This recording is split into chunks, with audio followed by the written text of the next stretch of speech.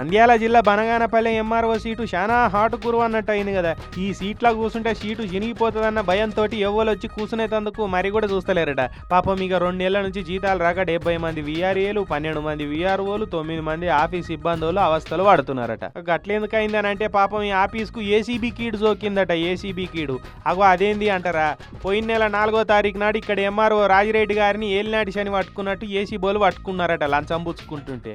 ఆయన రావుకేతులు మింగినట్టు ఏసీ బోలు ఆయనను పట్టుకొని పోయే వరకు ఆ పోస్టు అట్లనే ఖాళీగా ఉన్నది. ఇక ఆడ వేరేటోళ్ళకు ఎంఆర్ఓగా పంపుదామంటే అమ్మో బనగానపల్లెనా మేము పోనే పోము, ఈ ఏసీబీ కీడు మాగ్గిన సోకగల్లా, అమ్మో మా కలెక్షన్కు ఇబ్బంది కదా అని అందరూ భయపడుతున్నారట. ఇక ఎంఆర్ఓ లేక సర్టిఫికెట్లకు వచ్చే జనాలు, పట్ట పాస్బుక్లకు వచ్చే రైతులు మస్తు తిప్పలు పడుతున్నారట. ఇక అటు సిబ్బందులకు కూడా జీతాలు రాక ఇబ్బంది అవుతున్నది.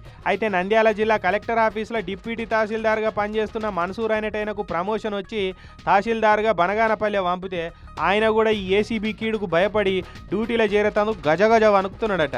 చూడురి, రోడ్లు భవనాల శాఖ మంత్రి బీసీ జనార్దన్ రెడ్డి సారు ఇలాకాల అగో ఎంఆర్ఓ ఆఫీస్ కథ గట్లున్నది. మరిగా ఈ ఏసీబీ కీడుకు సర్కారు ఏమైనా శాంతి పూజలు చేస్తే అప్పుడొచ్చి ఏమైనా చేరుతారు కావచ్చు. అవి గట్లున్నాయి అధికారుల కథలు.